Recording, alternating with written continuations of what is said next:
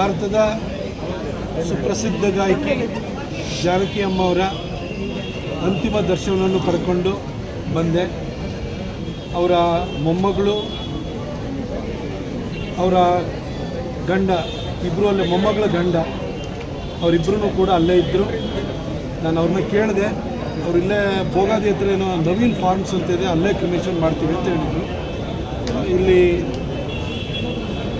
ನಗರಾಭಿವೃದ್ಧಿ ಖಾತೆ ಸಚಿವರಾದಂತಹ ಡಾಕ್ಟರ್ ಯತೀಂದ್ರ ಅವರು, ಎಲ್ಲ ಶಾಸಕರು, ಪೊಲೀಸ್ ಆಯುಕ್ತರು, ಎಲ್ಲ ಅಧಿಕಾರಿಗಳು ಕೂಡ ಇಲ್ಲೇ ಇದ್ದಾರೆ. ಅವ್ರು ತೀರ್ಮಾನ ಮಾಡ್ತಿದ್ದಾರೆ ಅಂತಿಮ ದರ್ಶನಕ್ಕೆ ಬೆಂಗಳೂರಿಗೆ ತೆಗೆದುಕೊಂಡು ಹೋಗಬೇಕು ಅಥವಾ ಮೈಸೂರಲ್ಲೇ ಇಡಬೇಕಾ ಅನ್ನೋದಲ್ಲಿ ತೀರ್ಮಾನ ಆಗ್ತಿದೆ.